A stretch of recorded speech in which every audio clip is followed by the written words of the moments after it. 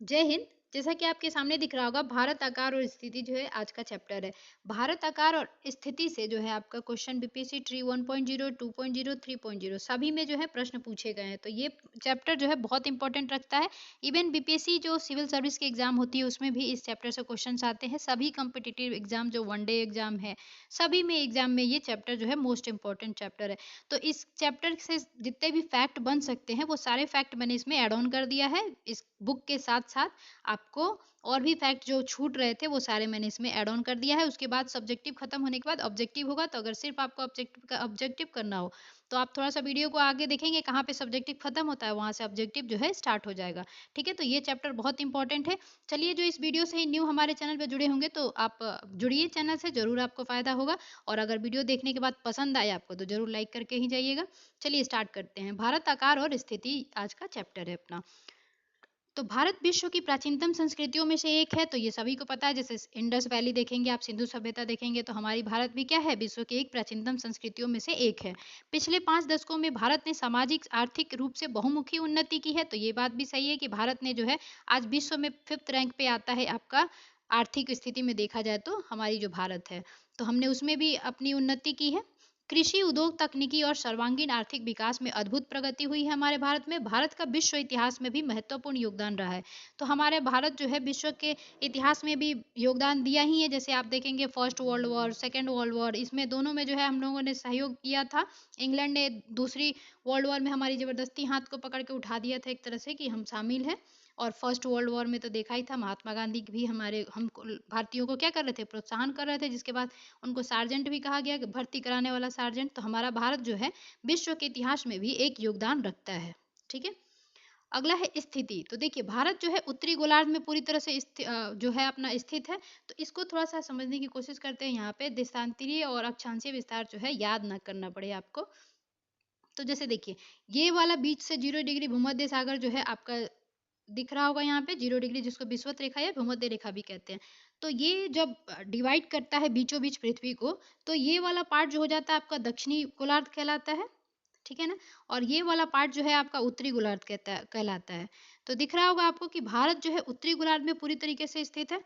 तो जब भी आपको अक्षांशीय विस्तार बताया बताया जाए भारत का, तो ये क्या लिखेंगे, हम उत्तर दिशा लिखेंगे। ठीक है, देखिएगा ऑप्शन में क्या होता है कि वो दक्षिण लिख देगा, पश्चिम लिख देगा। तो वो ध्यान रखिएगा, आपको दिशा भी याद रखना है कि जब भी भारत की अक्षांशीय विस्तार की बात हो रही होगी ना, तो उत्तर, जैसे देख रहे हैं ना अक्षांश कहते हैं ना, ये सारी जो होती है उनके अक्षांशों के बीच की डिस्टेंस जो होती है बराबर होती है। ठीक है, तो अक्षांश में जब हम देखेंगे भारत का विस्तार तो हमेशा उत्तर दिशा लिखेंगे। अब वही चीज आप देखिए क्या करेंगे, जैसे आपका देशांतरीय विस्तार बताना हो, तो देशांतर किसे कहते हैं, ये 0 डिग्री आपको दिख रहा होगा बीचों बीच जो है क्या कर रहा है, पृथ्वी को डिवाइड कर रहा है। ठीक है, तो अब हमारा भारत जो है ये क्या कहलाएगा, ये पश्चिमी पार्ट कहलाएगा। ठीक, और ये क्या कहलाएगा, पूर्वी पार्ट कहलाएगा पृथ्वी का। अब भारत को इस पे देखिए, इस पार्ट में देखिए, तो पश्चिम पार्ट में है या पूर्वी पार्ट में है, तो भारत हमारा कहाँ आ रहा है, पूर्वी पार्ट में आ रहा है। यानी कि जब देशांतरीय विस्तार बताना होगा तो भारत का हमेशा दिशा जो यूज करेंगे हम पूरब यूज करेंगे। ठीक है, पूर्वी, यानी कि देशांतरीय की जब भी बात होगी तो पूर्वी। और दो ही विस्तार बताया जाता है, अक्षांशीय और देशांतरीय। तो भारत को सिर्फ किस किस दिशा से मतलब होगा, आपको उत्तर दिशा से मतलब होगा अक्षांशीय विस्तार में। और आपका देशांतरीय विस्तार में जब देखा जाएगा तो ये किस इसको क्या मतलब रहेगा, पूर्व से मतलब रहेगा। ठीक है, तो आपको ये चीज है ना जो ध्यान में बिल्कुल रखना है, क्योंकि ये चीजें बार बार जो है ऑप्शन में चेंज करके दे दी जाती हैं। ठीक है, अब वही एक चीज और आपने नोटिस किया होगा, आपके सामने अगर इमेज है तो देख ही लीजिए, ये 0 डिग्री और ये 0 डिग्री एक दूसरे को कहाँ काट रही है, अटलांटिक महासागर में जो है आपको एक दूसरे को क्रॉस कर रही है। तो ये भी याद रखिएगा, ये दोनों 0 डिग्री जो है एक दूसरे को कहाँ पे काटती हैं, अक्षांशीय और देशांतरीय विस्तार में। तो ये काटती है अटलांटिक महासागर में। ठीक है, तो ये याद रखना है। ये वाला पॉइंट आपको दिख रहा होगा दक्षिण अफ्रीका के आसपास। ठीक है ना, इसको कहते हैं अटलांटिक महासागर है बीच में। और यहाँ पे क्या है, बरमूडा। आपका ये भी याद रखिएगा कि अटलांटिक महासागर में जो है ये बरमूडा ट्रायंगल भी पाया जाता है, जो ज्वालामुखी वगैरह के लिए जाना जाता है। यहाँ पे जहाजें वगैरह जो है डूब जाती हैं मैक्सिमम। तो ये भी क्वेश्चन एग्जाम में आया हुआ है, तो यहीं पे देख लीजिए, ये वाला जो है यहीं पे पाया जाता है। तो ये किस में पाया जाएगा, उत्तरी अटलांटिक में। अगर वो विस्तार से देना चाहे तो उत्तरी अटलांटिक लिख देगा वो। ठीक है, तो याद रखिएगा। चलिए, अब विस्तार आप भारत की समझ गए होंगे। अब हम भारत का विस्तार जो है देखेंगे ना, तो आपको याद भी करने की मतलब ज़्यादा प्रेशर देने की ज़रूरत नहीं होगी। तो ये उत्तरी गोलार्ध में स्थित है। उसके आप बाद देखेंगे इसका मुख्य भाग जो है, मुख्य भाग यानी कि कन्याकुमारी से लिया जा रहा है। मुख्य भाग 8 डिग्री 4 मिनट उत्तर से 37 डिग्री 6 मिनट उत्तर अक्षांश तथा 68 डिग्री 7 पूर्व से 97 डिग्री 25 पूर्व देशांतर तक है। तो देखा आपने, देशांतर में पूर्व यूज किया गया है, अक्षांश में उत्तर यूज किया गया है। 8 4 37 6 ऐसे याद कर लीजिएगा, 68 7, उसके बाद 97 25। ठीक है। हाँ, ये तो बोलने आता ही होगा, जब आप याद रखोगे 8 4 तो 8 मिनट 4 8 डिग्री 4 मिनट, ऐसे बोलने में कोई बड़ी बात नहीं है। उसके बाद कर्क रेखा जो है 23.5 डिग्री उत्तर में देश के हमारे जो है दो बराबर भागों में बांटती है भारत को जो है। अपना ये जो कर्क रेखा है, भारत से कौन सी रेखा गुजरती है? सिर्फ कर्क रेखा गुजरती है। तो कर्क रेखा जो है भारत को लगभग बराबर दो भागों में बांटती है, और ये कहाँ से गुजरती है? 23.5 डिग्री से। ठीक है, तो याद रखिएगा कि ये 23.5 डिग्री से ये उत्तर, हम जब भी अक्षांशी की बात करेंगे तो उत्तर ही लिखेंगे। ठीक है ना। आगे है, लगभग दो बराबर भागों में बांटती है, ये हो ही गया। मुख्य भूभाग के दक्षिण पूर्व में अंडमान और निकोबार द्वीप समूह बंगाल की खाड़ी में तथा दक्षिण पश्चिम में लक्षद्वीप समूह स्थित है अरब सागर में। ठीक है, अब क्या है, देखे ही होंगे आप लोग जो है भारत की स्थिति जो है, ऐसा भारत का नीचे वाला जो प्रायद्वीपीय भारत है, तो यहाँ पे हिंद महासागर है, यहाँ पे क्या है, बंगाल की खाड़ी है, और यहीं पे आपको अंडमान निकोबार द्वीप समूह पड़ता है। तो ये कहाँ हो जाएगा आपको, देख ही रहे हैं कि इसने लिखा वही चीज को क्या है, इसने शब्दों में लिख दिया है कि दक्षिण पूर्व में, तो ये वाला पार्ट पूर्व ही होता है ना, और ये दक्षिण भारत है, तो दक्षिण पूर्व में क्या है, अंडमान निकोबार द्वीप समूह स्थित है। और वहीं इधर देखेंगे आप तो अरब सागर पड़ता है। ठीक है, तो अरब सागर में कौन सा स्थित है, तो आपका लक्षद्वीप स्थित है। तो अब ये कैसा हो जाएगा, ये दक्षिण पश्चिम में स्थित है, यानी कि दक्षिणी भारत, और ये किस साइड में है, पश्चिम पार्ट में है, तो ये हो जाएगा दक्षिणी पश्चिम में लक्षद्वीप समूह स्थित है। आगे है, भारतीय संघ राज्य का सबसे दक्षिणी बिंदु जो इंदिरा बिंदु कहा जाता था, इसको इंदिरा बिंदु पिग्मेलियन जो कहते थे, वो 2004 में जो है सुनामी के लहरों के कारण क्या हुआ, समुद्र में जलमग्न हो गया, यानी कि जल से ढक गया। ठीक है, इसी का मतलब होता है जलमग्न। अब चलिए आकार को देख लेते हैं। भारत के भूभाग का कुल क्षेत्रफल लगभग 2.8 लाख वर्ग किलोमीटर है।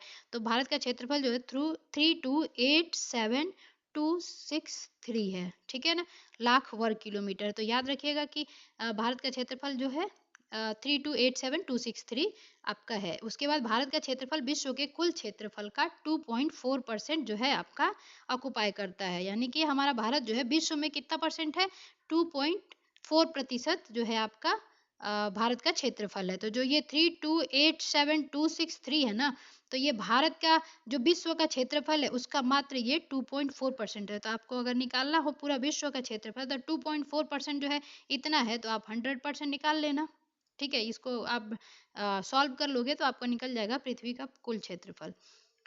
कहीं कहीं पे आप देखिए ये 2.4% की जगह पे 2.24% भी लिखा रहता है। ठीक है, तो उसको भी ध्यान रखिएगा कि ऐसा भी लिखा मिल सकता है आपको। उसके बाद चित्र 1.2 से स्पष्ट है कि भारत विश्व का 7वां सबसे बड़ा देश है। अब जो हमारा भारत है वो कितने नंबर पे आता है, 7th नंबर पे आता है। अब ये जो भी फर्स्ट नंबर पे है वो सब हम देखेंगे लिस्ट में। ठीक है, तो अभी फिलहाल याद रखिए कि भारत जो है हमारा 7वें नंबर पे क्षेत्रफल के अनुसार जो है उसका जो स्थान आता है वो 7वां नंबर है। ठीक है, भारत की स्थल सीमा रेखा लगभग, अब जो स्थल सीमा ऊपर वाली जो है ना, तटीय क्षेत्र नहीं, ऊपर स्थल सीमा वाली जो क्षेत्र है उसके बारे में हो रहा है कि ये कितना है, 15,200 किलोमीटर है। तो ये याद रखना है आपको, ये एग्जाम में बीपीएससी के ट्री के एग्जाम में जो है ये पूछा हुआ क्वेश्चन है। तो कितना है स्थलीय जो है आपका, भारत की स्थलीय सीमा जो है वो 15,200 किलोमीटर है। और वहीं समुद्री तट रेखा अंडमान और निकोबार द्वीप समूह के साथ और लक्षद्वीप के साथ अगर लेंगे तो आपका पड़ेगा कितना, 7,516.6, यानी कि 7516.6 किलोमीटर जो है आपका। अगर सभी को यानी अंडमान निकोबार द्वीप से लक्षद्वीप इन सबको लेके देखा जाए तटीय, तब आपका जो है ये क्षेत्रफल होगा आपका उतना कितना हो जाएगा, यानी कि 7516.6 किलोमीटर। ठीक है, उसके बाद क्या है, भारत के उत्तर पश्चिम उत्तर तथा उत्तर पूर्वी सीमा पर नवीन वलित पर्वत है, तो हमारा जो आपका ये हिमालय के बारे में बता रहा है। इसके दक्षिण का भूभाग उत्तर में चौड़ा है और 22 डिग्री उत्तरी अक्षांश से हिंद महासागर की ओर संकरा होता गया है। तो हमने देखा ये ऐसा होते जाता है। और हिंद महासागर कहाँ पड़ता है, यहाँ पड़ता है। तो हमारा भारत जो है उत्तर से जैसे ही आप दक्षिण की ओर बढ़ोगे तो ये क्या हो रहा है, संकरा होते जा रहा है, मतलब चौड़ा से थोड़ा सा क्या हो रहा है आपको, संकरी मतलब होता है कि कम होते जाना। ठीक है, तो ये कम होता जा रहा है ना, तो यही चीज जो है वो बताने की कोशिश किया है। ठीक है, तो ये याद रखिएगा 22 डिग्री उत्तरी अक्षांश से हिंद महासागर की ओर संकरा होता जाता है। कहाँ से ज्यादा स्टार्ट करता है ये की बार? 22 डिग्री उत्तरी अक्षांश। ये भी क्वेश्चन बन सकता है, तो ये 22 डिग्री है जो है आपका, ये याद रखिएगा। ठीक है, इसके पश्चिम अरब सागर तथा पूर्व में बंगाल की खाड़ी स्थित है, ये बता ही दिया मैंने। उसके बाद अक्षांश और देशांतर का विस्तार लगभग 30 डिग्री है। ठीक है, अब यहाँ से जैसे देखेंगे आप 8 4 और ऊपर देखेंगे 37, कितना था, 6 था, तो इसको माइनस करेंगे तो लगभग क्या है, 30 डिग्री आता है। ठीक है, और इधर से भी अगर आप करके देखोगे 68 और 97 से घटाओगे, 97 में से 68 घटाओगे तो भी लगभग 30 डिग्री आता है। तो ये याद रखिएगा कि अक्षांशीय और देशांतरीय के जो विस्तार है उसमें लगभग 30 डिग्री का जो है अंतर पाया जाता है। ठीक है, तभी तो गुजरात में और अरुणाचल प्रदेश में समय का अंतर जो है 2 घंटा का पाया जाता है।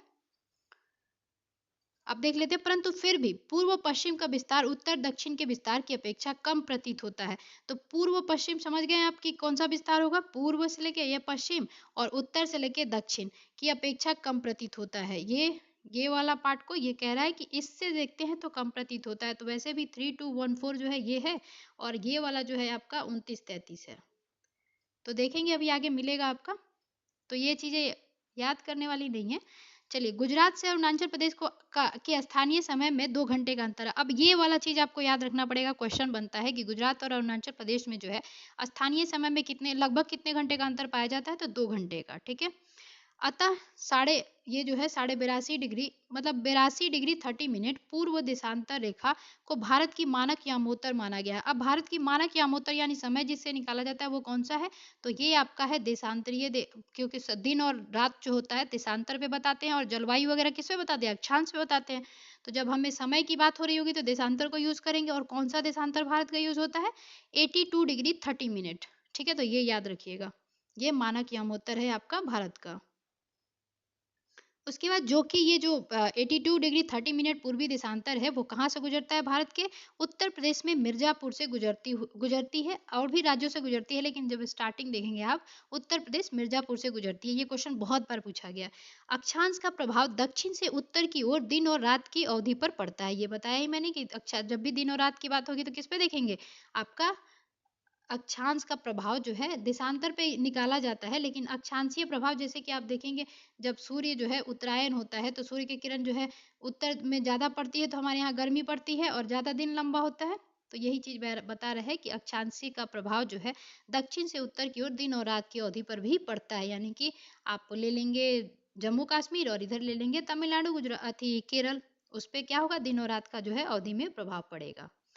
अगला है, अब ये चीज हमने याद कर ही लिया कि 82 डिग्री 30 मिनट पूर्वी देशांतर को भारत की मानक या उत्तर क्यों माना गया है। अब ये जो है ग्रीन बीच, अब जो मीटिंग वगैरह देखेंगे तब आप समझ जाएंगे। कन्याकुमारी और कश्मीर में दिन और रात की अवधि में अंतर क्यों है, तो ये अभी बताया ही उसने कि क्या होता है, सूर्य की किरणें वगैरह जो है पड़ती हैं देर से, मतलब यही है उसी की वजह से। ठीक है, आगे देखते हैं, भारत तथा विश्व। अब भारत का विश्व के साथ देखा जाएगा। भारतीय भूखंड एशिया महाद्वीप के पूर्व और पश्चिम के मध्य स्थित है। तो याद रखिएगा कि भारतीय भूखंड जो है ना एशिया महाद्वीप के पूर्व और पश्चिम के मध्य स्थित है। भारत अभी स्थिति हमने देख ही लिया था। भारतीय भूभाग एशिया महाद्वीप का दक्षिणी विस्तार है। तो भारतीय भूभाग जो है ना, आप अगर एशिया महाद्वीप को देखोगे तो दक्षिण में पड़ता है, तो इसको क्या कहेंगे, दक्षिणी विस्तार कहेंगे एशिया का। उसके बाद हिंद महासागर जो कि पश्चिम में यूरोपीय देशों और पूर्वी एशियाई देशों को मिलाता है। तो कौन मिलाता है, हिंद महासागर जो है पश्चिम में यूरोपीय देशों को और पूर्वी में एशियाई देशों को क्या करता है, मिलाता है। भारत को केंद्रीय स्थिति प्रदान करता है। जब मिलते हैं ये तो हमारा भारत जो है बीच में दिखाई प्रतीत होता है। तो ये क्या होता है, आपका केंद्रीय स्थिति जो है प्रदान करता है। देखिए, दक्षिण का पठार हिंद महासागर में शीर्षवत फैला हुआ है। तो ये अभी हमने बताया ही था कि यहाँ पे जो हिंद महासागर है तो ये क्या है, दक्षिणी पठार है अपना। उसके बाद क्या है, और पश्चिम एशिया, अफ्रीका और यूरोप के देशों के साथ साथ पूर्वी एशिया के देशों से भी पूर्वी तट के माध्यम से निकटतम संबंध बनाए हुए है। हिंद महासागर में किसी भी देश की तटीय सीमा भारत जैसी नहीं है। इसीलिए जो भारत की महत्वपूर्ण स्थिति के कारण जो क्या कहा गया, एक महासागर का नाम जो है इसके नाम पर रखा गया, हिंद महासागर। ठीक है, तो याद रखिएगा भारत एक इकलौता ऐसा महाद्वीप है जिसके नाम पर एक महासागर का नाम है। ठीक है, कौन है वो, हिंद महासागर। ठीक है, तो ये अगर पूछा जाए हिंद महासागर को क्यों, क्या विश्व वालों को प्यार था थी आपके भारत से, तो नहीं, ऐसा नहीं है। एक्चुअली इसकी तटीय सीमा जो है हिंद महासागर की भारत जैसी किसी की नहीं है, इसलिए उसका नाम जो है हिंद महासागर रखा गया था। ठीक है, अब ये चीज दिया है तो एनसीईआरटी में तो हमेशा याद रखना चाहिए जो भी टर्म्स दिए हो। तो सन 1869 में जो है स्वेज नहर के खुलने से भारत और यूरोप के बीच की दूरी कितनी कम हो गई थी, 7000 किलोमीटर जो है दूरी कम हो गई थी। अब इसमें यह भी याद रखना है कि स्वेज नहर कब खुला था, तो सन कौन सा था, 1869। ठीक है, और इससे किसकी किसकी दूरी को, यानी कि किसको किसको फायदा हुआ था ज्यादा, तो ये अपना व्यापार करने में किसको किसको फायदा हुआ, भारत और यूरोप को, क्योंकि 7000 किलोमीटर की दूरी जो है कम हो गई थी। ठीक है, अब जो है ना ये देश देखे थे आपने, भारत जो है 7वें नंबर पे एग्जिस्ट करता है विश्व में। तो ये देखिए सबसे पहले नंबर पे जो है रूस है अपना। ठीक है, तो ये कितना परसेंट घेरे हुए है, 17.09% जो है इसका भारत का, ये आपका इसका क्षेत्रफल दिया हुआ है। ठीक है, 17.09 इसका ये कनाडा है। अब ये याद रखने की जरूरत नहीं है, आप ये याद रख लेना कि रूस के बाद कनाडा है, फिर संयुक्त राज्य अमेरिका है, फिर आपका चीन है, फिर आपका ब्राजील आता है, फिर इसके बाद ऑस्ट्रेलिया, इसके बाद भारत, इसके बाद कौन आ जाएगा, अर्जेंटीना, उसके बाद कजाकिस्तान, फिर आपका अल्जीरिया, ये सब आते हैं, मतलब कि भारत के बाद जो उनका क्षेत्रफल है। वही पाकिस्तान शायद मेरे ख्याल से 34वें नंबर पे आता है। ठीक है, तो उसकी क्षेत्रफल जो है लगभग 8 लाख किलोमीटर है, तो पाकिस्तान की। ठीक है, ये पाक की बात हो रही है। तो ये जो है 34th नंबर पे आता है। ठीक है, 34th नंबर पे, इसको एक बार चेक कर लीजिएगा, शायद आता है 34th नंबर पे पाकिस्तान। और भारत कितने नंबर पे आ रहा है, 7th नंबर पे। 6th नंबर पे कौन आ रहा है, ऑस्ट्रेलिया। तो ये वाला जो है आपको याद रखना पड़ेगा। ठीक है,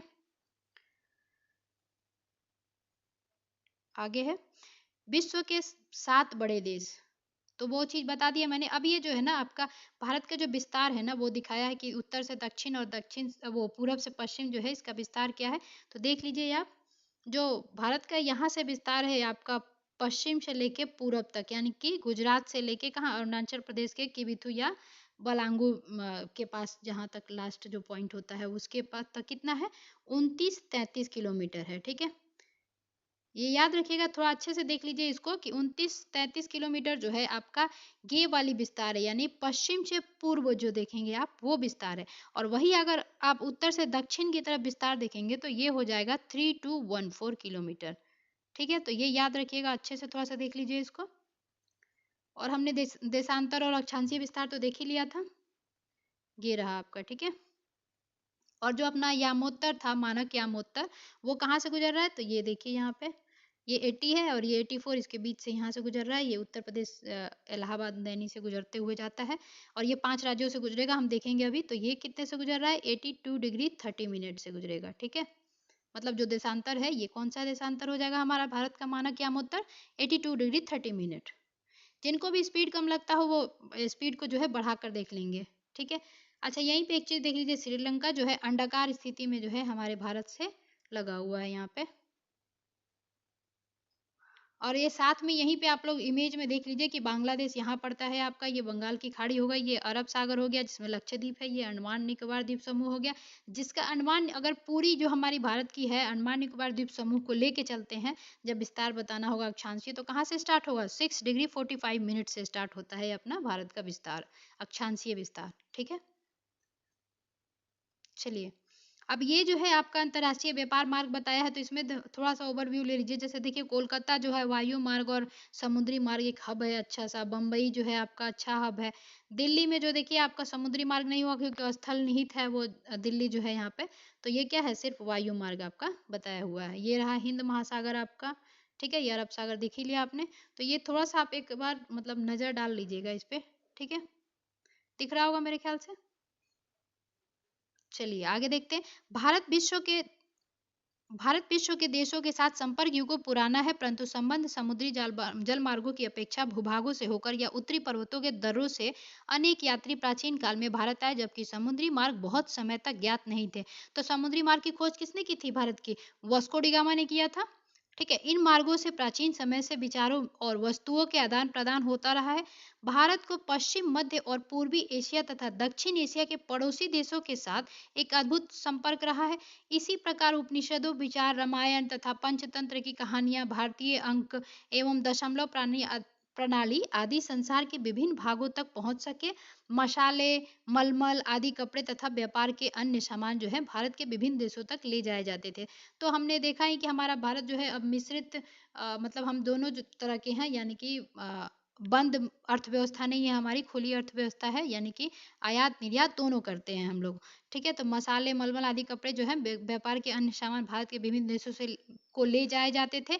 इसके विपरीत यूनानी स्थापत्य कला तथा पश्चिमी एशिया की वास्तुकला के प्रतीक मीनारों तथा गुंबदों का प्रभाव हमारे देश के विभिन्न भागों में देखा जाएगा। तो जैसे कि मुगल काल में भी देखेंगे, सबको ही आता है, तो सब जो जहाँ से जो आएंगे, जैसे हम लोग उत्तरी भारत के लोग जो है दक्षिणी भारत में जाते हैं, तो इसी में देखेंगे आप कल्चर में जो है स्थापत्य कला में सभी में जो है क्या है, आपको अंतर देखने को मिलेगा। जैसे कि आप देखेंगे भारत के जो उत्तरी मंदिर है वो सारे किस पे बने हैं, तीन तरह की मंदिर की कला होती है। तो दक्षिणी वाले किस पे बने हैं, द्रविड़ कला पे बनते हैं, बीच वाले जो बेसर कला पे बनते हैं, और ये एक कौन सा एक और कला होता है, बेसर, द्रविड़, और एक और आप बताइएगा, वो उस कला पे जो है मंदिर जो है निर्माण किए जाते हैं। तो तीन तरह हम लोग भारत में ही देख लेते हैं, हम लोग तीन तरह के मंदिर कला का यूज करते हैं। तो स्थापत्य कला जो भारत से बाहर के लोग आके भारत में राज किए और आएंगे, और तो वो क्या करेंगे, उनकी भी स्थापत्य कला जो है हमारे भारत में विकसित हुई होगी।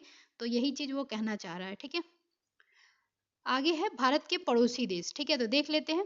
भारत का दक्षिणी एशिया में एक महत्वपूर्ण स्थान है, तो हम लोग दक्षिणी एशिया के ही भाग है। भारत में 28 राज्य और 8 केंद्र शासित प्रदेश है। तो आप ये याद रखिएगा कि 28 राज्य और 8 केंद्र शासित प्रदेश है। तो अच्छा ही है, 8 अब याद करने में इजी हो गया है। उसके बाद यहाँ देखते हैं, ये वाला भी थोड़ा सा पढ़ लेते हैं। पश्चिमी और पूर्वी तटों पर केंद्र शासित क्षेत्रों से की ज्ञात संख्या ज्ञात कीजिए। अच्छा, ये बताना है कि आपको कौन सा सबसे बड़ा राज्य है आपका, जैसे कि राजस्थान वगैरह, ये सब आपको बताने के लिए बात की जा रही है। ठीक है, चलिए ये देख लेते हैं अब। भारत की भूमि की सीमाएं उत्तर पश्चिम में पाकिस्तान और अफगानिस्तान के साथ, उत्तर में चीन, तिब्बत, नेपाल और भूटान के साथ, पूर्व में म्यांमार व बांग्लादेश के साथ आपका। अब ये चीजें आपको यहीं पे याद रख लीजिए कि उत्तर पश्चिम में कौन है, पाकिस्तान है, वैसे सबको मेरे ख्याल से याद होगा।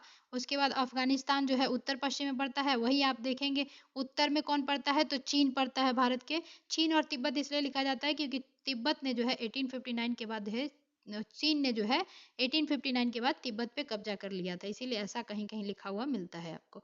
नेपाल और भूटान के साथ भी हमारा जो है भारत जो है सीमा बनाता है। पूर्व में, अभी चित्र में हम देखेंगे, पूर्व में म्यांमार व बांग्लादेश के साथ। तो इधर वाला पार्ट जो है हमारे भारत का पूर्वोत्तर भारत, तो उसमें देखेंगे हम म्यांमार है यहाँ पे, और आपका कौन सा है, बंगाल है, बांग्लादेश। ठीक है, अब ये भी याद रखिएगा आप, सन 1947 से पूर्व भारत में दो प्रकार के राज्य हुआ करते थे। तो पहले क्या, प्रांत और रियासत ही जाने जाते थे। वायसराय द्वारा नियुक्त अंग्रेज अधिकारी प्रांतों पर शासन करते थे, और रियासत का शासन स्थानीय शासकों द्वारा पैतृकता यानी कि वंशज के अनुसार होता था। आधार पे अंग्रेजी शासकों की प्रभु सत्ता मानकर स्वायत्तता से किया जाता था। यही चीज की वजह से क्या हुआ था, 1856 में जो है ये पैतृकता जो है खत्म करने की कोशिश किया था, किसने, डलहौजी ने। ठीक है, हड़प नीति अपना के, और हड़प नीति के तहत पहली कौन सी जो है आपकी राज्य जो या प्रांत जो है अपने अंडर किया गया था, तो हड़प नीति के तहत सतारा, ध्यान रखिएगा। चलिए ये चीज आपने देख लिया होगा कि पहले, अब ये भी कहीं भी क्वेश्चन बन सकता है, कोई ठीक नहीं है, कि जो आपका वायसराय द्वारा नियुक्त अंग्रेज अधिकारी प्रांत जो होते थे वो प्रांतों पर शासन करते थे। ठीक है, और रियासतों पे कौन करेंगे, आपके जो पैतृक वंशज वाला जो चलता था वो। अब यहाँ पे देखिए पड़ोसी देशों के बारे में बताया है, तो आप लोग ये देख लीजिएगा कि कौन कौन से ये जो है आपके पड़ोसी हैं। इधर पूर्वोत्तर भारत में आपको दिख ही रहा होगा, ये म्यांमार वाला क्षेत्र हो गया आपका अरुणाचल प्रदेश से। ठीक, इसके बाद ये बांग्लादेश जो है आपका, लगभग भारत जैसा ही आकृति बांग्लादेश भी हमारे मतलब बनाता है, जैसे भारत की आकृति है ना, वैसा ही कुछ देखिएगा बनता है। इसके बाद ये भूटान हो गया आपका, ये नेपाल वाला पार्ट हो गया। अभी देखेंगे कितना कितना इसका जो है बॉर्डर शेयर करता है। ठीक है, ये आपका चीन तिब्बत वाला पार्ट हो गया। इधर आप देखेंगे कौन कौन से हो जाएंगे, पाकिस्तान और अफगानिस्तान हो जाएंगे, आपको दिख ही रहा होगा। ये वाला जो है अफगानिस्तान से, और ये जो पार्ट है आपका पाकिस्तान से। ठीक है, चलिए ये वाला इमेज तो आपको मेरे ख्याल से सबको समझ आ ही रहा होगा। आगे देखते हैं। दक्षिण में समुद्र पार हमारे पड़ोसी दो द्वीप समूह राष्ट्र श्रीलंका और मालदीव है। तो हम लोग पता ही, श्रीलंका जो है अंडाकार स्थिति में लिए हुए हमारे भारत से सटा हुआ है, पाक जल डमरू के द्वारा शायद। भारत और श्रीलंका के बीच छोटा समुद्री रास्ता पाक जल संधि तथा मन्नार की खाड़ी है। तो ये चीज दिया ही है, पाक जल संधि और मन्नार की खाड़ी किसके किसके बीच है? भारत और श्रीलंका के बीच, याद रखिएगा, ये क्वेश्चन बन सकता है और बनता भी है। उसके बाद क्या है? मालदीव लक्षद्वीप समूह के दक्षिण में स्थित है। तो मालदीव कहाँ है? मालदीव जो है, नीचे देखेंगे आप, मालदीव पड़ता है, तो ये लक्षद्वीप समूह के दक्षिण में ही स्थित होगा। अन्य पड़ोसी देशों के साथ भारत के भौगोलिक और ऐतिहासिक संबंध बहुत अच्छे रहे हैं। अपनी एटलस में एशिया के मानचित्र को देखा है कि भारत कैसे अलग दिखाई देता है, तो देखे ही है हम लोग भारत का जो आपका क्या है, इमेज जो है, कैसी आकृति है, चतुष्कोणीय है। ठीक है, पूरी तरह चतुष्कोणीय नहीं कह सकते हैं, लेकिन है। ठीक है, एक चीज ये भी याद रखिए, स्कूल भवन एक पोर्टल है जो देश के प्राकृतिक संसाधनों, पर्यावरण और सतत विकास में उनकी भूमिका के बारे में छात्रों के बीच जागरूकता लाने के लिए मानचित्र आधारित शिक्षा प्रदान करता है। तो कभी भी पूछा जा सकता है कि स्कूल भवन एक पोर्टल है जो किससे रिलेटेड है, कुछ भी कहा जा सकता है। बीपीएससी क्वेश्चन बनाने के लिए क्या करती है? उठाती है और देख के बस छाप देती है। तो ये चीजें आप लोग देख लीजिए, इसलिए मैं बता दे रही हूँ यहाँ पे। यह एनसीईआरटी पाठ्यक्रम के आधार पर भुवन एनसीईआरटी इसरो की एक पहल है। तो ये किसकी पहल है? इसरो की पहल है। इसरो को आप सबको पता होगा, बेंगलुरु। आप माध्यमिक स्तर से संबंधित भारत के विभिन्न मानचित्रों को देख सकते हैं इस वाले साइट पे। ठीक है, तो चलिए, चैप्टर जो है एनसीईआरटी के थ्रू वहीं पे खत्म हो जाता है। अब थोड़ा सा फैक्ट जो है ना वो ले लेते हैं। ठीक है, तो देखिए, हमने देखा ही भारत किधर किधर को मतलब स्टेब्लिश है, मतलब एग्जिस्ट करता है। तो ये भारत के उत्तरी गोलार्ध में, यानी कि हेमीस्फेयर कहते हैं गोलार्ध को। तो किसमें है? उत्तर पूर्वी गोलार्ध में जो है स्थित है। कहीं कहीं पे देखिए उत्तर पूर्वी गोलार्ध भी लिखा दिख रहा है। तो हमने बता दिया था अच्छे से विस्तार में कि अगर उत्तर पूर्वी गोलार्ध मिले तो वो भी सही है, उत्तरी गोलार्ध मिले तो वो भी सही है ना। और ये जो हमने देखा ही था, अब ये चीजें देख लीजिए, जो हमारा उत्तरी पॉइंट है ना, उसको इंदिरा कोयल, जो उत्तरतम बिंदु है, यानी कि सबसे उत्तर में जहाँ भारत की सीमा खत्म होती है, तो वो लद्दाख में पड़ता है और उसका नाम क्या है? इंदिरा कोयल। ठीक है, उसके बाद आप भारत पाकिस्तान अफगानिस्तान कितना बॉर्डर शेयर करता है? तो 106 किलोमीटर, जो सबसे कम है, जिससे हमारा भारत जो है अंतर्राष्ट्रीय सीमा शेयर करता है, 106 किलोमीटर। ठीक है, वही देखेंगे आप, पाकिस्तान से कितना भारत शेयर करता है? तो 3323, ये सबसे इजी रहेगा याद करने में। 3323 किलोमीटर जो है भारत पाकिस्तान से शेयर करता है। वैसे देखिए, भारत और पाकिस्तान, वो और भी देशों से जिसे भारत जो है आपका अंतर्राष्ट्रीय सीमा शेयर करता है, तो उसका जो एक ट्रिक है, बहुत सारे इंटरनेट पे सब जगह मिल जाएगा आपको, बचपन में एमबीए, बचपन, ठीक है, एमबीए। तो इसी से याद हो जाएगा आपको, बचपन से बांग्लादेश, च से चीन, प से आपका क्या हो जाएगा ये, पाकिस्तान, नौ से नेपाल। ठीक है, तो ये चीजें आप ना बचपन में एमबीए देख लीजिएगा, आगे लिस्ट में मिलेगा, मैं उसमें दिखा दूंगी। ठीक है, तो ये आपको सीमा याद रखना है। पूछ दिया जाए कि उत्तरी पॉइंट क्या है अपने भारत का, तो इंदिरा कॉल है। अब इसको याद करने के लिए आपको ज्यादा मेहनत नहीं करना है, मैं बताती हूँ। देखिए क्या कीजिए, कूल और कॉल एक वर्ड मिलता जुलता है ना, यानी कि ठंडा। ठीक है, कूल रहेगा। तो आपको पता है ना कि जम्मू कश्मीर जो है इधर पर्वतीय इलाका है और इधर बर्फ से भी ढके हुए, लद्दाख जो है, लेह लद्दाख, ये सब सब मिलते हैं आपको। लेह को शीत मरुस्थलीय भी कहा जाता है, क्यों? क्योंकि पूरा सालों भर बर्फ से ढका रहता है। तो एक मरुस्थल भारत में इसको भी कहा जाता है। तो लद्दाख में क्या है? सिर्फ बर्फ पर दिखते हैं, और बर्फ कैसा होता है? ठंडा ठंडा। तो इससे याद रखिएगा कि इंदिरा कॉल जो होगी वो उत्तरी पॉइंट होगी अपनी। ठीक है, उसके बाद आपको ये वाला याद रखना है, किबिथु व वालांगू जो है अरुणाचल प्रदेश में, यानी कि सबसे हमारा पूर्वी जो है, पूर्वी बिंदु जो है अपने भारत का, वो कौन सा है? किबिथु, या उसको कहते हैं आपको वालांगू भी कहीं कहीं लिखा रहता है। और ये भी देशांतर जो आपका वो विस्तार है वो भी देख लीजिएगा आप, यहीं पे लिखा है अच्छे से। इसके बाद एक किबुथु याद रखना है आपको, पूर्वी बिंदु है, इसको वालांगू के नाम से भी जानते हैं, और ये कहाँ पड़ेगा? अरुणाचल प्रदेश में पड़ेगा। ठीक है, तो ये चीजें याद रखनी है। उसके बाद आपको ये वाला भी जो है याद रखना पड़ेगा, गौर माता।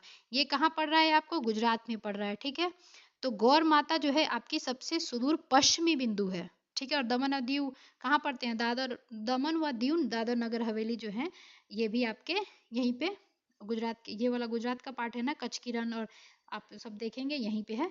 तो ये अब यहाँ पे क्या याद रखना था आपको? गौर माता जो है किधर है? गुजरात में है। और ये कौन सी बिंदु हो जाएगी? पश्चिमी बिंदु। दोनों में से एक चीज याद रखिए, पश्चिमी याद आएगा तो गुजरात याद आ जाएगा, और अगर आपको क्या कहते हैं, वो गुजरात याद रहेगा तो पश्चिमी बिंदु याद आ जाएगी। दोनों में से कोई एक चीज याद रख सकते हैं।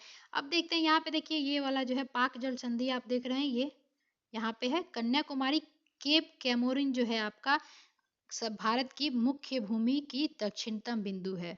ठीक है, तो ये याद रखना है। केप कैमोरिन जो है पिग्मेलियन के नाम से भी इसको जाना जाता है। और ये विस्तार आपका दिख ही रहा है 8 डिग्री 4 मिनट। तो ये वाला चीज जो है आपको याद रखना है कि भारत की मुख्य भूमि का दक्षिणतम बिंदु अगर पूछा जाए, मुख्य भूमि का, तो वो पड़ता है केप कैमोरिन, कन्याकुमारी में। ठीक है, आपको लक्षद्वीप ये दिख ही रहा होगा। अच्छा, अब ये चीज भी देखिए यहाँ पे दे दिया है कि तटीय रेखा जो पूरी है, यानी कि अंडमान निकोबार द्वीप समूह, आपका लक्षद्वीप, इन सबको लेके चलेंगे तो कितना हो जाएगा 7516.6 किलोमीटर। ठीक है, और आपका ये विस्तार देख ही रहे होंगे। ये देखिए, अब यहाँ पे जब देखेंगे ना, भारत की सबसे दक्षिणतम बिंदु, ऐसे पूरे भारत का पूछ दे, वहां पे आपको कुछ नहीं लगाए कि मुख्य भूमि, तब आपका क्या हो जाएगा, दक्षिणतम बिंदु जो है इंदिरा पॉइंट होगा। इसीलिए मैंने कॉल याद करवाया था, ताकि ट्रिक याद रहे, तो आपको कंफ्यूजन ना हो कि इंदिरा पॉइंट नीचे था कि ऊपर था, यानी दक्षिणतम था क्या उत्तरतम, उत्तर में था। तो दक्षिण, ये जो है इंदिरा पॉइंट जो है दक्षिणतम बिंदु है आपका। ठीक है,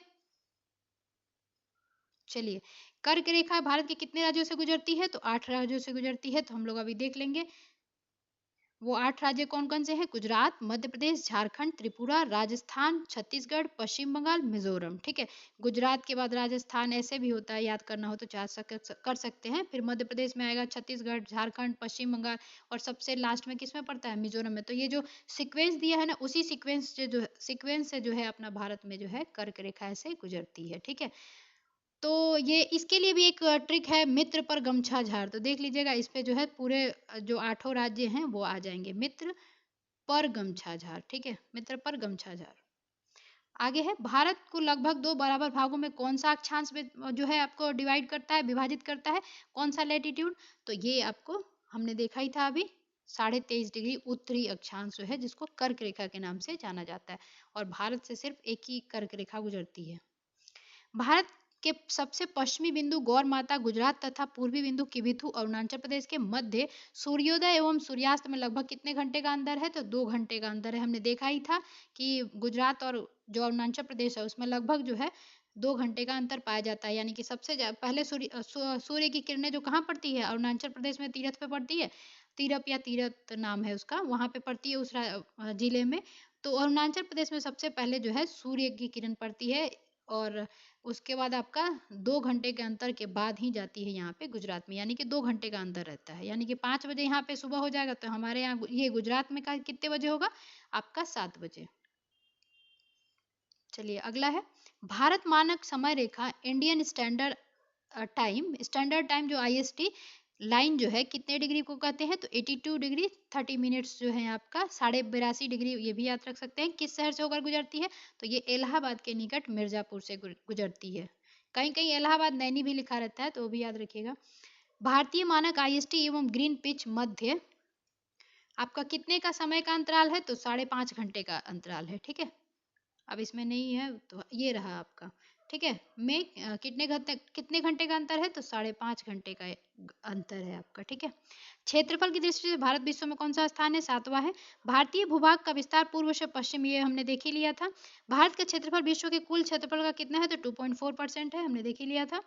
उसके बाद भारत का अक्षांशीय विस्तार हमने देख लिया, देशांतरीय विस्तार भी देख लिया। भारत का मानक समय जो है, अब यहाँ पे एक चीज याद रखिएगा कि 5 राज्यों से गुजरता है। कौन कौन से, उत्तर प्रदेश, मध्य प्रदेश, छत्तीसगढ़, ओडिशा एवं आंध्र प्रदेश से होकर गुजरता है, 5 राज्यों से गुजरता है। भारत एकमात्र जिला कौन सा है जिसकी सीमा 4 राज्यों को स्पर्श करती है, तो सोनभद्र जो है उस उत्तर प्रदेश का, वो जो है 4 राज्यों को स्पर्श करती है। भारत का एकमात्र जिला उत्तर प्रदेश का सोनभद्र। इसके बाद ये भी देख लेते हैं, भारतीय मानक यामोत्तर इंडियन स्टैंडर्ड मेरिडियन पर मध्याह्न तो 120 डिग्री पूर्वी देशांतर पर स्थानीय समय आपका 2:30 दे रहा है वो। ठीक है, वो ढक गया है, हाँ 2:30 अपराह्न होगा। ठीक है, तो ये भी याद रखिएगा, ये क्वेश्चन मिलेगा, वैसे ये क्वेश्चन के फॉर्म में बना हुआ है। इसके बाद ये देखिए, इंदिरा पॉइंट ग्रेट निकोबार द्वीप समूह में पड़ती है। यानी कि पूछा जाए कि इंदिरा पॉइंट जो भारत का सबसे दक्षिणतम पॉइंट है वो किस में पड़ता है, तो ग्रेट निकोबार में पड़ता है वो। ठीक है, स्थित है उसमें। और ग्रेट अंडमान निकोबार की सबसे ऊंची चोटी क्या है, 732 या 737 लगभग होता है, सैंडल पिक। भारत का एकमात्र ये देख लिया हमने। अब चलिए, ये दादर नागर हवेली के बारे में ये पढ़ लेते हैं। संसद ने लोकसभा में 27 नवंबर 2019 को तथा राज्यसभा में 3 दिसंबर 2019 को पारित दादरा व नागर हवेली तथा दमन व दीव केंद्र शासित प्रदेश का विलय कर दिया है, मतलब एक कर दिया है उनको। विधेयक 2019 के माध्यम से उपयुक्त दोनों केंद्र शासित प्रदेशों का विलय कर दिया गया है। तो अब जो है इसका नाम जो है दादरा नागर हवेली दमन और दीव एक साथ आपको लेना पड़ेगा। ठीक है, मतलब वो दो अलग अलग नहीं है जैसे पहले थे। उसके बाद 26 जनवरी 2020 से प्रभावी है। ये प्रभावी कब से हो गया? 26 जनवरी 2020 से। अब नए केंद्र शासित प्रदेशों का नाम दादरा व नागर हवेली तथा दमन व दीव होगा और इसकी राजधानी क्या है ये याद रखना है आपको, दमन हो जाएगी। ठीक है, आगे है भारतीय मानक समय रेखा एवं कर्क रेखा एक दूसरे को कहाँ काटती है? तो ये देखिए छत्तीसगढ़ में जो है आपको एक दूसरे को क्या करेगी? कट करेगी। अगला है भारत की मुख्य भूमि की तटीय लंबाई कितनी है? तो सिर्फ देखिए अंडमान निकोबार द्वीप समूह और लक्षद्वीप को हटा दिया जाए यानी कि 7516.6 देखे थे ना आप, तो ये वाला जो है ना पूरी भूमि का था। अब अगर क्या करें हम अंडमान निकोबार द्वीप समूह और लक्षद्वीप को हटा देते हैं तो कितने हो जाएगा? 61 किलोमीटर, 6100 किलोमीटर हो जाएगा। यानी कि मुख्य भूमि का तटीय लंबाई जो है 6100 किलोमीटर है और सबसे ज्यादा किससे तटीय रेखा है? गुजरात की है। अगला है म्यांमार की सर्वाधिक सीमा किस भारतीय राज्य को स्पर्श करती है? तो सबसे ज्यादा जो है अरुणाचल प्रदेश के साथ सीमा जो है म्यांमार शेयर करती है। जनसंख्या की दृष्टि से भारत का विश्व में कौन सा स्थान है? तो दूसरा है। अब चीन को भी हमने पीछे छोड़ दिया होगा शायद, अब पता नहीं, अभी तक आया नहीं है उसका 130 मतलब हो गया था, अब पता नहीं। पहला नंबर पे चीन है। असम की सीमा कुल कितने राज्यों व केंद्र शासित प्रदेशों को स्पर्श करती है? तो 7 से करती है। रॉस द्वीप, अब ये वाला चीज याद रखिएगा, रॉस द्वीप, नील द्वीप और हैवलॉक द्वीप का परिवर्तित नाम क्या रखा गया है? यानी कि रॉस द्वीप जो है नेताजी सुभाष चंद्र बोस द्वीप हो गया है। आपका नील द्वीप जो है वो क्या हो गया है? शहीद द्वीप के नाम से जाना गया। और अपना हैवलॉक द्वीप जो है उसको स्वराज द्वीप के नाम से अब जाना जाता है, उसका नाम परिवर्तित हो गया है। तो ये क्वेश्चन तो बना था, ये तो बीपीएससी आयोग सिविल सर्विसेज में भी ये एग्जाम आया था कि रॉस द्वीप जो है उसका नया नाम क्या है? तो ये है नेताजी सुभाष चंद्र बोस के नाम पे। ठीक है, और नील द्वीप जो है उसको अब शहीद द्वीप के नाम से जानते हैं और हैवलॉक द्वीप जो है उसको स्वराज के नाम से जानते हैं। ठीक है, तो इसको नील निशा याद रख लीजिएगा, रॉस इसमें बॉस और रॉस ये याद रख लीजिएगा कि नेताजी सुभाष चंद्र बोस के द्वारा है। और इसमें हैवलॉक है तो इसको स्वराज द्वीप एक तो बच जाएगा, तो आपको वो याद ही हो जाएगा। ठीक है, अगला है भारत किस जल संधि द्वारा श्रीलंका से पृथक होता है? तो भारत और श्रीलंका के बीच जो है पाक जल डमरू जो है मध्य स्थित है। भारत का कौन सा राज्य तीन ओर से बांग्लादेश की सीमा से गुजरता है? तो अंतरराष्ट्रीय सीमा शेयर करता है ये बहुत ज्यादा, त्रिपुरा। ठीक है, बांग्लादेश क्या है? विदेश है हमारे लिए ना, तो अंतरराष्ट्रीय सीमा होगा जो है त्रिपुरा, तीनों तरफ से घेरे हुए है उसको। अब ये चीज आपको याद रखनी है कि 9 डिग्री चैनल जो है किसके किसके बीच पाया जाता है? तो लक्षद्वीप और मिनिकॉय के बीच पाया जाता है। ठीक है, तो याद रखिएगा 9 डिग्री जो है, ये अभी आया भी था क्वेश्चन, शायद 8 डिग्री पूछा गया था। तो ये किसके बीच है? 8 डिग्री जो है मालदीव और मिनिकॉय के बीच है। तो इसको 8 डिग्री को याद रखिएगा मामी। ठीक है, जिससे याद हो जाएगा कि मामी, मालदीव और मिनिकॉय। जरूरी नहीं है कि नाम याद हो, कम से कम मामी याद रहेगा 8 डिग्री। और मौ जब लिखते हैं आप इसको थोड़ा सा ऐसे कर दीजिएगा तो ये 8 दिखेगा ना आपको, तो इससे याद रख लेना कि 8 डिग्री चैनल जो है मालदीव और मिनिकॉय के मध्य है। और आपका 9 डिग्री जो है आपका, तो इसको कोई ट्रिक नहीं बन रहा है। हाँ, इसमें ये याद रख सकते कि नो मिलना नहीं है, तो नो मिल मतलब नो मिल, यानी कि इससे म से मिनिकॉय हो जाएगा, ल से लक्षद्वीप हो जाएगा और नौ से नो। ठीक है, 9 डिग्री। उसके बाद ग्रेट या महान चैनल जो है किसके किसके बीच है? तो सुमात्रा, इंडोनेशिया और निकोबार के मध्य है। सुमात्रा महाद्वीप जो है इंडोनेशिया के द्वीप है, तो ये किसके किसके बीच है? आपका सुमात्रा और निकोबार के मध्य जो है आपका ग्रेट या महान चैनल उसको कहते हैं। पाक स्ट्रेट या जल डमरू जो है किसके किसके बीच? अभी देखा ही, भारत और श्रीलंका के बीच बीच है। माहिम क्रीक निवेशिका जिसको नाम से भी जाना जाता है, तो ये किसके है? एक पतली सी निवेशिका मुंबई में है ये। ठीक है, माहिम, मुंबई। अगला है कच्छ की खाड़ी किस में पड़ती है? तो पश्चिमी गुजरात में है, तो ये तो पता ही है। खंबात की खाड़ी पूर्वी गुजरात, नर्मदा और ताप्ती का मुहाना है। तो नर्मदा और ताप्ती नदी और माही नदी कहाँ गिरते हैं? कच्छ खंबात की खाड़ी में, भड़ौच जिला है शायद गुजरात का, वहीं पे गिरती हैं। ठीक है, अगला है लक्षद्वीप सागर। तो ये देख लेते हैं, लक्षद्वीप और मालाबार तट के मध्य है। तो मालाबार तट और लक्षद्वीप के बीच कौन सा है? लक्षद्वीप सागर पड़ता है। उसके बाद मन्नार की खाड़ी कहाँ पड़ता है? दक्षिण पश्चिम तमिलनाडु और श्रीलंका के मध्य पड़ता है। तो मन्नार की खाड़ी कहाँ है? दक्षिण पश्चिम तमिलनाडु और श्रीलंका के मध्य। अब देखते हैं कोको स्ट्रेट। तो कोको स्ट्रेट या जल डमरू, जल डमरू किसके मध्य है? तो कोको द्वीप, तो इसके नाम में भी कोको है, और यह कोको द्वीप कौन किसका है? ये म्यांमार का है और उत्तरी अंडमान के मध्य पड़ता है। तो ऊपर वाले पार्ट को उत्तरी अंडमान कहते हैं, नीचे वाले को दक्षिणी अंडमान, यानी कि आपका म्यांमार ऊपर ही है ना, तो ये किससे शेयर करेगा? तो उत्तरी अंडमान से करेगा। ठीक है, अगला है डंकन पास। तो डंकन पास जो है दक्षिणी अंडमान और लघु अंडमान के मध्य जो है स्थित है। तो डंकन पास कहाँ है? दक्षिणी अंडमान और लघु अंडमान के मध्य। अब 10 डिग्री चैनल जो है वो किसको अलग करता है? तो अंडमान और निकोबार द्वीप समूह एक साथ बोलते हैं ना, उसके बीच में क्या करता है? दर्श करता है। नहीं, बस रुको, एक साथ मत बोलो, तो वो क्या हो जाएगा? याद करिएगा उसको, अंडमान और निकोबार के मध्य स्थित है।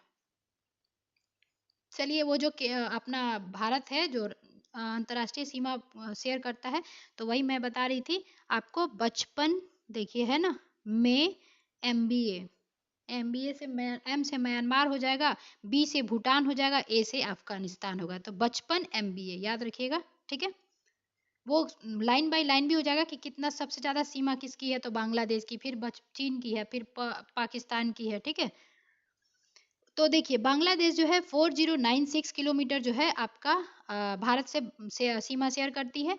और ये भारत और बांग्लादेश के बीच जो है आपका कौन सा सीमा रेखा पड़ता है? तो ये पड़ता है रेड क्लिफ, जो कि आपका पाकिस्तान से भी पड़ता है।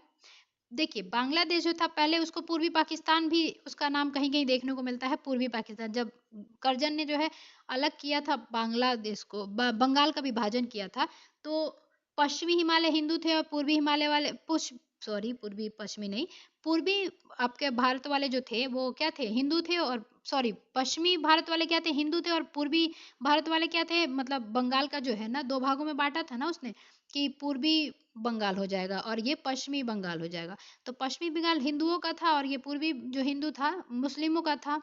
ठीक है ना, पूर्वी बंगाल।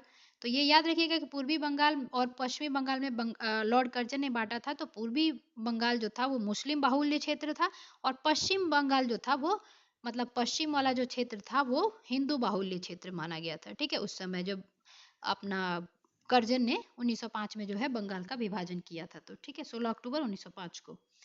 तो वही पूर्वी देखा है मैंने, कहीं कहीं पूर्वी पाक भी लिखा रहता है इसको, बांग्लादेश को। तो चलिए, रेड क्लिफ है, और ये कौन कौन से राज्य से हमारे शेयर करता है? तो पश्चिम बंगाल, मेघालय, मिजोरम, त्रिपुरा, असम से जो है आपका बांग्लादेश जो है बॉर्डर शेयर करता है। उसके बाद चीन जो है 3488, और ये बांग्लादेश का कितना था? 4096, यानी सबसे ज्यादा। उसके बाद 3488 जो है चीन हमारे भारत से शेयर करता है। और इसके बीच, चीन और भारत के बीच कौन सी रेखा है? मैकमोहन रेखा है। उसके बाद राज्य कौन कौन से हो जाते हैं चीन से जो बॉर्डर शेयर करते हैं? तो लद्दाख, हिमाचल प्रदेश, उत्तराखंड, सिक्किम और अरुणाचल प्रदेश। ठीक है, उसके बाद आपका पाकिस्तान आता है। तो 3323 जो है उस, और पाकिस्तान का और अफगानिस्तान, पाकिस्तान के बीच रेड क्लिफ हो जाएगा आपका। तो और ये राज्य कौन कौन से हो जाएंगे? गुजरात, राजस्थान, पंजाब, जम्मू कश्मीर, लद्दाख, उधर वाला पार्ट जो है उसमें ये आपका पाकिस्तान बॉर्डर शेयर करता है। उसके बाद नेपाल, ये याद रखिएगा, ये वाला लिस्ट जो है इसमें से क्वेश्चन पूछा गया था अभी बीपीएससी ट्री में, तो ये वाला लिस्ट याद रखिएगा। ठीक है, उसके बाद आपको नेपाल जो है 1751 शेयर करता है किलोमीटर। उसके बाद इससे कौन कौन नेपाल से राज्य शेयर करते हैं? तो उत्तर प्रदेश, बिहार, पश्चिम बंगाल, सिक्किम, उत्तराखंड। उसके बाद म्यांमार जो है 1643 किलोमीटर शेयर करता है सीमा। उसके बाद उसके राज्य कौन कौन से उससे लगे हैं? तो अरुणाचल प्रदेश सबसे ज्यादा म्यांमार से बॉर्डर शेयर करता है। उसके बाद नागालैंड, मिजोरम, मणिपुर। ठीक है, उसके बाद भूटान 699, और ये कौन कौन से राज्य से लगा हुआ है? भूटान, पश्चिम बंगाल, सिक्किम, उसके बाद अरुणाचल प्रदेश, असम। अफगानिस्तान सबसे कम शेयर करता है सीमा 106, और अफगानिस्तान और भारत के बीच जो है डुरंड रेखा जो है पड़ती है। तो ये भी पूछा जाता है क्वेश्चन कि मैकमोहन रेखा जो है किसके किसके बीच है? तो भारत और पाकिस्तान, सॉरी, भारत और चीन के बीच है। और उसके बाद रेड क्लिफ पूछा जाए तो भारत पाकिस्तान के, और डुरंड भारत और अफगानिस्तान के। और ये क्या है? एक ही से बस शेयर करता है, लद्दाख से। अफगानिस्तान जो है 106 किलोमीटर बॉर्डर शेयर करता है, और ये एक राज्य है जो लद्दाख इससे बॉर्डर शेयर करता है। तो ध्यान रखिएगा, सबसे कम कौन हो जाएगा? अफगानिस्तान, और सबसे ज्यादा बांग्लादेश 4096, और ये दोनों में 66 दिख रहा है ना, 106 है ये। ठीक है, साथ में आपको राज्य जो है याद मत कीजिएगा, आप लोग एक बार इमेज देख लिया कीजिएगा। ठीक है,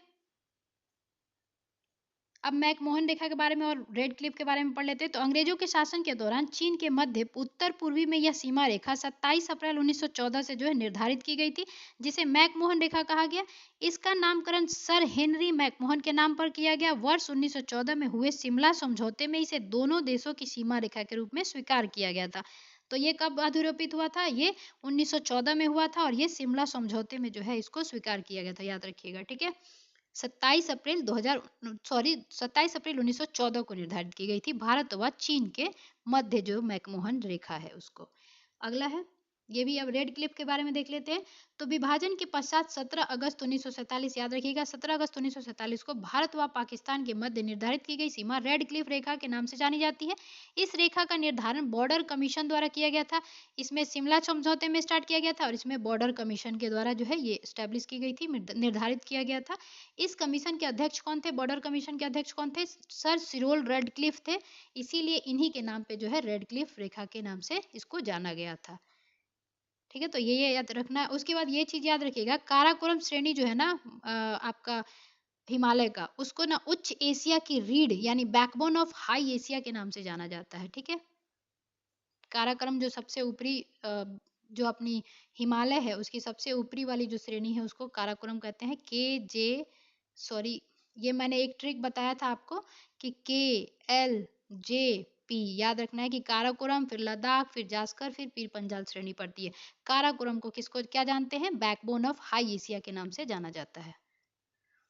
अब चलिए भारत के बारे में एक दृष्टि देखते हुए चलते हैं। देश का हम जिसमें रहते हैं उसका नाम क्या है? भारत। अन्य नाम के क्या क्या नाम से जाना जाता था इसको? पहले भी अभी भी आर्यावर्त, जम्बूद्वीप। आप बुद्ध का गाना सुनोगे तो उसमें जम्बूद्वीप ही यूज किया जाता है, देखना। भारतवर्ष, हिंदुस्तान, इंडिया, ठीक है। उसके बाद राजधानी कहाँ है? नई दिल्ली। उसके बाद आपको कब बनी थी ये? 1911 में बनी थी। राजा पंचम आए थे ना, तब की बात है। भौगोलिक स्थिति क्या है? उत्तरी गोलार्ध में स्थित है। और आपने अक्षांशीय विस्तार देख लिया, 8,437,6, ठीक है। और आपका देशांतरीय विस्तार क्या है? 8,4 मतलब ये होता है 8 डिग्री 4 मिनट। ये तो बोलने सबको आता ही होगा, इसलिए मैं ऐसे बोल देती हूँ। इसके बाद वैसे याद करने में इजी रहता है, इसलिए मैंने वैसे ही याद रख रखा है। ज्यामितीय आकार देखा जाए तो क्या है? चतुष्कोणीय है। पूरी तरह चतुष्कोणीय नहीं है, लेकिन देखेंगे आप भारत की आकृति को तो चतुष्कोणीय दिखेगा आपको। मानक समय क्या है? 82 डिग्री जो है आपका पूर्वी देशांतर है। इलाहाबाद के समीप मिर्जापुर का समय है। ग्रीनविच माध्य से कितना ज्यादा हम लोगों का आगे है? 5.5 घंटे। और उसके बाद भारत के 5 राज्यों से गुजरता है, हमने देख ही लिया। उत्तर प्रदेश, मध्य प्रदेश, छत्तीसगढ़, ओडिशा एवं आंध्र प्रदेश से होकर गुजरता है। उसके बाद भौगोलिक विस्तार हमने देख ही लिया था। स्थलीय सीमा हमने देख ही लिया, ये फिर भी आप देख लीजिएगा इसको। 15, ये कहीं कहीं लिखा मिलता है ना 15,200 किलोमीटर, ठीक है, अप्रोक्स वही लिखा रहता है। उसके बाद जलीय सीमा सभी को लेके अंडमान निकोबार द्वीप लक्ष्य को लेके रहेंगे तो 7516.6 हो जाएगा। और ऐसे हटा देंगे मुख्य भूमि का तटीय सीमा तो 6100 किलोमीटर हो जाएगा, ठीक है। प्रादेशिक जल सीमा कितना है? अब ये चीज भी याद रखिएगा, ये क्वेश्चन पूछा गया है कि समुद्र तट से 12 समुद्री मील तक जो है हमारा प्रादेशिक जल सीमा है। तो कितना है? 12 समुद्री मील, ठीक है। संलग्न क्षेत्र क्या है? प्रादेशिक जल सीमा के आगे 24 समुद्री मील तक हम जो है आगे जा सकते हैं। मतलब इसमें ये होता है कि इतना जो है आपको भारत के इतना समुद्री मील तक आप जो है वर्क कर सकते हैं। ये सब के लिए जो है ये डिवाइड किया रहता है सभी के लिए। तो आप याद रखिएगा प्रादेशिक जल सीमा कितना है? 12 समुद्री मील तक है। और वहीं आप संलग्न क्षेत्र देखेंगे तो आप 24 समुद्री मील तक भी आप काम कर सकते हैं, ठीक है। अन्य आर्थिक क्षेत्र देखना हो तो संलग्न क्षेत्र के आगे 200 समुद्री मील तक जो है आप देख सकते हैं। तो आर्थिक क्षेत्र के रूप से देखा जाए तो क्या करेंगे? 200 समुद्री मील। संलग्न ऐसे क्षेत्र लिखा रहेगा तो 24 समुद्री मील। और अगर प्रादेशिक जल सीमा कहेगा तो 12, यानी कि 12, 24, 200 याद रखिएगा। उसके बाद हमारे भारत की मानसून कैसी है? तो मानसूनी जलवायु है, यानी कि मानसून उष्णकटिबंधीय मानसूनी जलवायु कहते हैं ना। भारत की जलवायु कैसी है? ऐसी है। उसके बाद क्षेत्रफल देखा ही 3287263 वर्ग किलोमीटर है आपका। विश्व के कुल क्षेत्रफल का कितना प्रतिशत हो जाता है? 2.4% हो जाता है। क्षेत्रफल की दृष्टि से 7वां है। कुल जनसंख्या जो है अभी 2011 के अनुसार इसकी कितनी है? 121085497 इसकी जो है आपकी क्या है? जनसंख्या है। विश्व की कुल जनसंख्या के हमारे कितनी है भारत में? 17.5% जो है विश्व की कुल जनसंख्या हमारे भारत में निवास करती है। तो हम लोग कितने हैं? 17.5% है, ठीक है, 17.5। जनसंख्या की दृष्टि से विश्व में स्थान क्या है हमारी? तो दूसरी है। और प्रथम कौन सा है? चीन हो जाएगा। पुरुष जनसंख्या कितनी है? तो 623270 258 है। और वही अगर महिला की जनसंख्या देखी जाए तो 62 याद रखिएगा और 58 याद रखिए, ठीक है। 5875847119, ठीक है। उसके बाद ग्रामीण जनसंख्या कितनी है, लगभग 68.8% है हमारी जनसंख्या की, जो कि 83.37 करोड़ हुई। शहरी जनसंख्या क्या है, 37.71 करोड़, जो कि 31.6% हो जाता है। तो परसेंटेज वाला ज़्यादा ध्यान रखिएगा कि 68.8% जो है ग्रामीण जनसंख्या है, और ये 2011 के अनुसार है, ठीक है। उसके बाद शहरी जनसंख्या जो है 31.16% है। उसके बाद दशकीय जनसंख्या वृद्धि जो है हमारे भारत की क्या है, 17.64% है 2001 से लेके 2010, यानी कि 10 वर्ष को क्या कहते हैं, दशकीय। और दशकीय जनसंख्या गणना जो कब स्टार्ट हुआ था, 1881 में स्टार्ट हुआ था। पहली बार सबसे कब हुआ था, 1872 में हुआ था ना, मेओ के समय में, ठीक है। और ये रिपन के समय हुआ था। तो दशकीय जनसंख्या आप समझ ही रहे होंगे।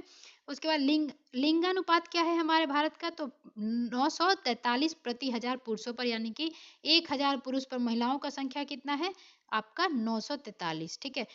शिशु लिंगानुपात कितना है, तो 918 प्रति हजार पुरुषों पर है।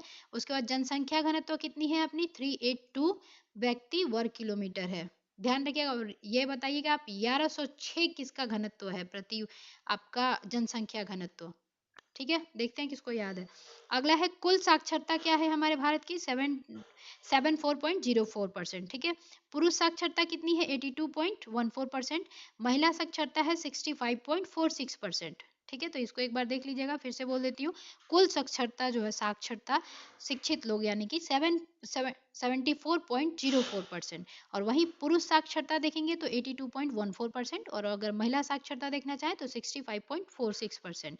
अनुसूचित जाति जनजाति क्या है, ये एससी हुए, तो ये कितने हैं, 20137808 जो है इनकी जनसंख्या है, जो कि भारत के जनसंख्या के 16.6% है। वहीं आप एसटी को देखेंगे, यानी कि अनुसूचित जनजाति जनसंख्या देखेंगे, तो ये है 1042181034, ठीक है।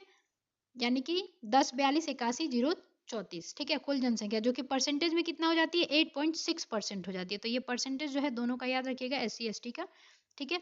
उसके बाद राज्यों की संख्या हमने देख ही लिया था, 28 है अब। और केंद्र शासित प्रदेश जो है आपके कितने हैं, 8 है। पर्वतीय क्षेत्र का, हाँ, अब ये चीज आपको याद रखनी है, क्योंकि ये क्वेश्चन जो है अभी बना था ट्री 3.0 में। पर्वतीय क्षेत्र का विस्तार भारत में कितना है, लगभग 10.7% है। वहीं आप पहाड़ी क्षेत्र का विस्तार देखेंगे तो 18.6% है। वहीं आप देखेंगे पठारी क्षेत्र का भाग, तो वो कितना है, 27.7%। और वहीं मैदानी क्षेत्र का विस्तार जो है लगभग 43% है।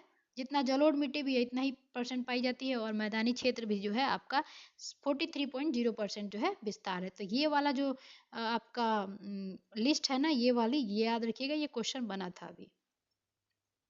उसके बाद हमने देख ही लिया कि कर्क रेखा आज 8 राज्यों से गुजरती है, तो इसको देखना नहीं। हाँ, अगर पूछा जाए सबसे ज्यादा किस राज्य में कर्क रेखा गुजरती है, तो ये है मध्य प्रदेश, ठीक है। मध्य प्रदेश से जो है कर्क रेखा सबसे ज्यादा गुजरती है। और अगर पूछा जाए कि मध्य प्रदेश के किस पठार को जो है आपकी कर्क रेखा बराबर 2 भागों में बांटती है, तो वो है बघेलखंड की पठार, ठीक है। ये क्वेश्चन बीपीएससी आयोग में आया था कि मध्य प्रदेश की कौन सी पठार को जो है कर्क रेखा बराबर भागों में बांटती है, तो वो है बघेलखंड, जिसकी सबसे ऊंची चोटी क्या है, बघेलखंड की सिद्ध बाबा। चलिए, द्वीपों की संख्या क्या है, 1208, यानी कि निर्जन सहित, यानी एक्टिव और इनएक्टिव दोनों के, ठीक है। तो दोनों मिला के कितने हैं, 1208 द्वीपों की संख्या है। अंतरराष्ट्रीय सीमा से संलग्न राज्य केंद्र शासित प्रदेश कितने हैं, तो 18 है, ठीक है। तेल शोधनशालाओं की संख्या कितनी है, 23 है। राष्ट्रीय जलमार्गों की संख्या 599 है। ये वाला थोड़ा सा आप अपडेट देख लीजिएगा, ठीक है। बड़े बंदरगाहों की संख्या कितनी है, 13 है। राष्ट्रीय पशु हमारा क्या है, बाघ है, जिसका वैज्ञानिक नाम आपको पैंथेरा टाइग्रिस होता है, टाइग्रिस, ठीक है। राष्ट्रीय पशु क्या है हमारा, बाघ है, उसका वैज्ञानिक नाम क्या है, पैंथेरा टाइग्रिस।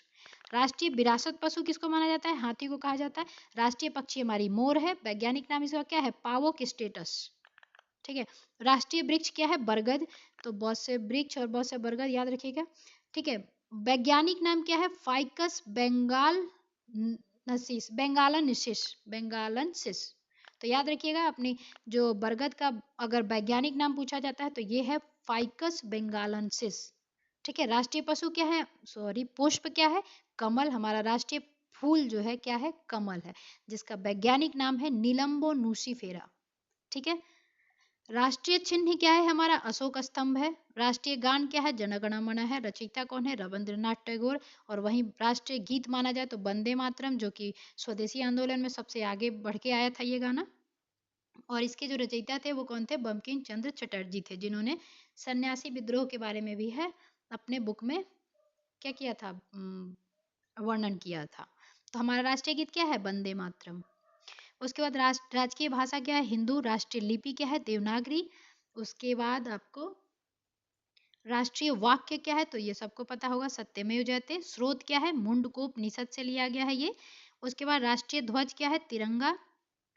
उसके बाद राष्ट्रीय नदी क्या है हमारी? गंगा, जो सबसे लंबी है। भारत की सबसे लंबी नदी कौन सी है? गंगा।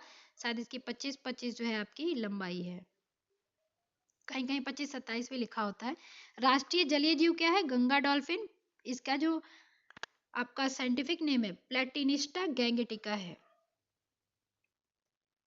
तो ये हो गया आपका गंगा डॉल्फिन का वैज्ञानिक नाम पूछा जाए तो क्या है? प्लेटिनिस्टा गैंगेटिका। ठीक है। अब ये देखिए, आपको देशांतर और अक्षांश में दिक्कत ना हो इसलिए मैंने ये चीजें दिखा दी हैं कि अक्षांश किसको कहते हैं, इसको कहते हैं, इनके बीच की जो दूरी होती है समान होती है।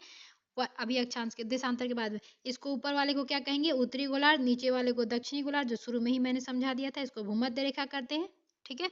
और ये दक्षिणी अक्षांश रेखाएं हो जाएंगी, ये जो भी होंगी, और ये उत्तरी अक्षांश रेखाएं हो जाएंगी। चलिए इसको बता देती हूँ।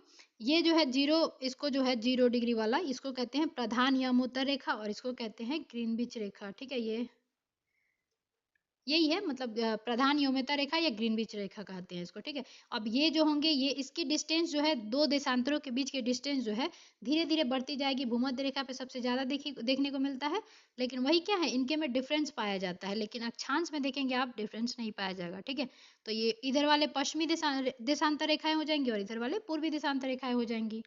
और ये प्रधान मान्योत्तर रेखा और ये आपका भूमध्य रेखा कहाँ एक दूसरे को कट करती है? तो अटलांटिक महासागर में कट करेगी, अफ्रीका के जस्ट बगल में।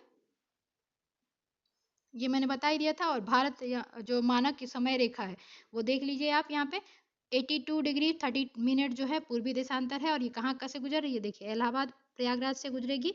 ये फिर आपको कहाँ पड़ेगी? मध्य प्रदेश से छूते हुए, जबलपुर को छूते हुए फिर ये कहाँ जाएगी? छत्तीसगढ़ में आएगी। छत्तीसगढ़ से फिर ओडिशा आएगी, फिर आंध्र प्रदेश में अपना ये आ जाएगी। ठीक है। तो ये 5 राज्यों को जो है क्रॉस करती है। ये सब देख ही लिया था। अब भारत के सीमावर्ती देश जो थे उसमें मैंने बता ही दिया था, सबसे कम जो है अंतर्राष्ट्रीय सीमा कौन बनाता है? आपका अफगानिस्तान। और सबसे ज्यादा कौन बनाएगा? बांग्लादेश। ठीक है। इधर आपको देखना हो तो आप देख सकते हो कि कौन कौन से राज्य हैं। ये आप लोग एक बार इमेज है ना, जाके उसमें देख लेना। म्यांमार को पहले वर्मा के नाम से भी जाना जाता था, जहाँ बहादुर शाह 2 को जो है रंगून भेज दिया गया था। ठीक है। चलिए अब यहाँ से ऑब्जेक्टिव स्टार्ट होता है तो कर ही लेते हैं ऑब्जेक्टिव भी। पहला है, भारत के संदर्भ में निम्नलिखित कथनों पर विचार कीजिए कि कौन सा सही है, बताना है। तो भारत विश्व का छठा सबसे बड़ा देश है क्या? नहीं, सातवां है, तो ये गलत हो जाएगा।